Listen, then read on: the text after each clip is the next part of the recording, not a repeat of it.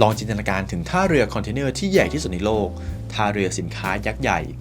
มีเรือแล่นเข้าออกวุ่นวายตลอด 24 ชั่วโมงมีตู้สินค้าจำนวนนับแสนตู้ถูกยกขึ้นลงที่นี่ทุกวันแต่ที่นี่กลับไม่มีคนเดินป้วนเปี้ยนอยู่ในลานเหมือนท่าเรืออื่นทั่วโลกครับไม่มีคนขับรถบรรทุกไม่มีคนที่ต้องปีนขึ้นไปนั่งบังคับเครนทนตากแดดตากฝนและแทบไม่มีเสียงตะโกนสั่งงานใดๆทุกอย่างขับเคลื่อนด้วยความเงียบและความแม่นยำระดับมิลลิเมตรนี่คือท่าเรือตัวสอภิมหาโปรเจกต์ทะเลมูลค่าแสนล้านของประเทศสิงคโปร์เพื่อนบ้านเรานี่เองครับปัญหาใหญ่ที่สุดของสิงคโปร์ตลอดประวัติศาสตร์ในการสร้างชาติคือไม่มีพื้นที่ครับท่าเรือเก่าของสิงคโปร์อย่างท่าเรือทันจงปากาหรือปาซีปันจังเริ่มมีความจุที่แน่นเกินไปอีกทั้งยังต้องอยู่ใกล้เขตใจกลางเมืองมากเกินไปขยายต่อก็ติดตึกราฟ้าสิงคโปร์เลยตัดสินใจย้ายท่าเรือทั้งหมดในประเทศไปรวมกันที่จุดเดียวนั่นคือที่ท่าเรือทัวสซึ่งอยู่ปลายเกาะฝั่งตะวันตกเฉียงใต้และในเมื่อพื้นที่บนบกไม่มีพวกเขาก็เลือกที่จะถมทะเลสร้างแผ่นดินใหม่ขึ้นมาซะเลยแต่การถมทะเลเพื่อรองรับท่าเรือที่ใหญ่ที่สุดในโลกไม่ใช่การเอาทรายมาเทกองในน้ำดื้อๆครับเพราะน้ำทะเลตรงนั้นทั้งลึกและมีคลื่นลมแรงวิศวกรสิงคโปร์เลยต้องใช้เทคนิคขั้นสูงที่เรียกว่าแคสซอนลองนึกภาพนะครับโครงสร้างคอนกรีตกลวงขนาดยักษ์ที่มีความสูงเท่าตึก10ชั้นและน้ำหนักมากถึง 15,000 ตันพวกเขาหล่อแท่งคอนกรีตยักษ์พวกนี้มาบนบกจากนั้นใช้เรือลากมันมาลอยกลางทะเล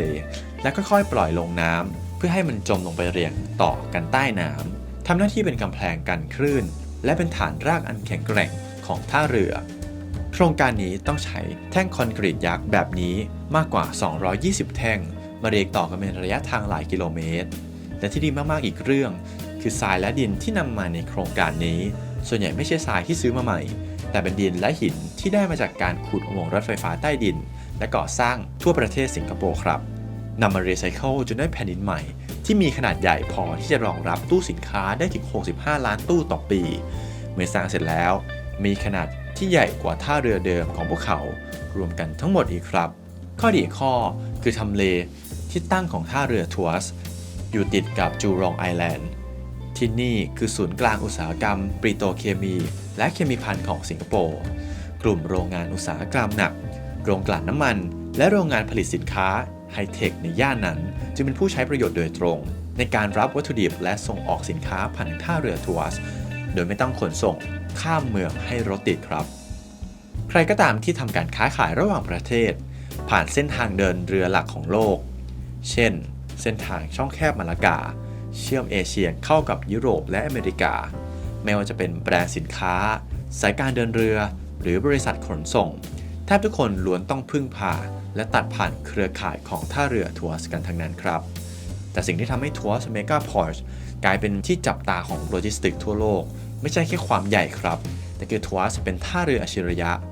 ระบบการทำงานที่นี่ถูกออกแบบให้เป็นออโตเมชันเต็มรูปแบบโดยมีเทคโนโลยีหลักๆ3อย่างที่ทำงานร่วมกันราวกับเครื่องจักรมีชีวิตอย่างแรกคือ AGV หรือ Automated Guided Vehicles ที่นี่ไม่มีคนขับรถ10ล้อคอยวิ่งส่งตู้สินค้าครับ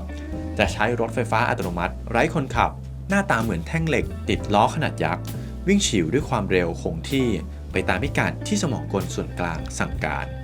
รถ AGV พวกนี้ฉลาดมากมันมีเซ็นเซอร์รอบตัวเพื่อให้ไม่วิ่งชนกันเองและเมื่อแบตเตอรี่ใกล้หมดมันจะวิ่งเข้าสถานีชาร์จพลังงานและเปลี่ยนแบตเตอรี่เองโดยอัตโนมัติภายในเวลาไม่กี่นาทีก่อนจะกลับออกมาทำงานต่อได้ทันที24ชั่วโมงครับอย่างที่2คือ Automated Yard Cranes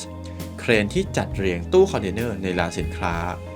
ในท่าเรือทั่วไปเราจะเห็นพนักงานนั่งบังคับเครนในห้องแคบๆสูงเท่าตึกหลายชั้นเพื่อยกตู้สินค้าลงรถแต่ที่ทัวร์สปอร์ตเครนเหล่านี้ทำงานด้วยระบบกึ่งอัตโนมัติและ AI ครับตัวเครนจะคำนวณพิกัดการวางตู้ให้แน่นหนาและหยิบง่ายที่สุดปล่อยให้มนุษย์อย่างเราๆนั่งอยู่ในห้องควบคุมส่วนกลางที่ห่างออกไปหลายกิโลเมตรคอยคุมผ่านรีโมทคอนโทรลเฉพาะตอนที่จำเป็นต้องใช้ความละเอียดสูงพิเศษเท่านั้นครับและอย่างสุดท้ายที่เป็นหัวใจควบคุมทั้งหมดคือระบบจัดการจราจรเรือและสินค้าด้วย AI ลองนึกภาพเรือสินค้าหลายร้อยลำที่ต่อคิวกันเข้าท่าเรือ การบริหารจัดการไม่ดีจะเกิดปัญหารถติดในทันทีแต่ที่สิงคโปร์ใช้ระบบจำลองภาพเสมือนจริงหรือ Digital Twin ผสานกับ AI ในการพยากรณ์สภาพอากาศทิศทางลมและตารางเรือล่วงหน้าเพื่อคำนวณว่าเรือลำไหนควรเข้าช่องไหนยกลงตอนกี่โมงและรถ AGV คันไหนต้องไปรับทำให้เวลาเรือที่ต้องจอดรอลดลงจนแทบเหลือศูนย์ครับซึ่งนี่คือสิ่งที่ท่าเรือทางบกหรือ Land Bridge เรียนแบบได้ยากมากครับสิงคโปร์กำลังพิสูจน์ให้โลกได้เห็นว่าความเร็วทางบกอาจสู้ความเร็วบริหารจัดการทางเรือไม่ได้ต่อให้เส้นทางบกจะช่วยประหยัดเวลาเดินเรือได้ถึง 2-3 วันแต่ถ้าท่าเรือทางบกเหล่านั้นยังมีระบบการขนย้ายสินค้าที่ช้า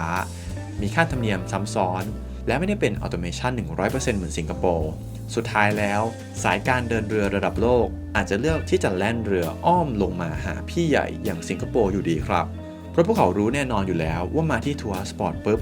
สินค้าจะถูกจัดเรียงอย่างรวดเร็วปลอดภัยและมีต้นทุนต่อตู้ที่ถูกที่สุดด้วยพลังงานของ AI ครับและที่สำคัญที่สุดในขณะที่โครงการของผู้ท้าชิงหลายๆแห่งยังคงอยู่หน้ากระดาษแต่ทัวร์เมกาพอร์ตของสิงคโปร์ได้เปิดใช้พลังงานเฟสแรกๆไปแล้วข่าวแจ้งว่าจะเปิดเต็มที่ในภายในปี 2040 นี้ครับแต่สิ่งที่ยังคงเป็นจุดด้อยของสิงคโปร์เลยคือไม่มีทางลัดครับหากวันใดวันหนึ่งที่ช่องแคบมาลากาเกิดมีความหนาแน่นจนวิกฤตหรือเกิดปัญหาภัยพิบัติทางทะเลจนเรือผ่านได้ช้าสิงคโปร์ก็จะไม่มีแผนสำรองทางบกให้เลือกครับแล้วคุณผู้ชมนะครับดูคลิปนี้จบแล้วรู้สึกอย่างไรบ้างลองคอมเมนต์พูดคุยกันได้ใต้คลิปนี้เลยนะครับถ้าชอบเรื่องราวแบบนี้อย่าลืมกดไลค์แชร์และ Subscribe ด้วยนะครับสำหรับวันนี้ขอบคุณที่รับชมไว้เจอกันใหม่ในเอพิโซดต่อไปสวัสดีครับ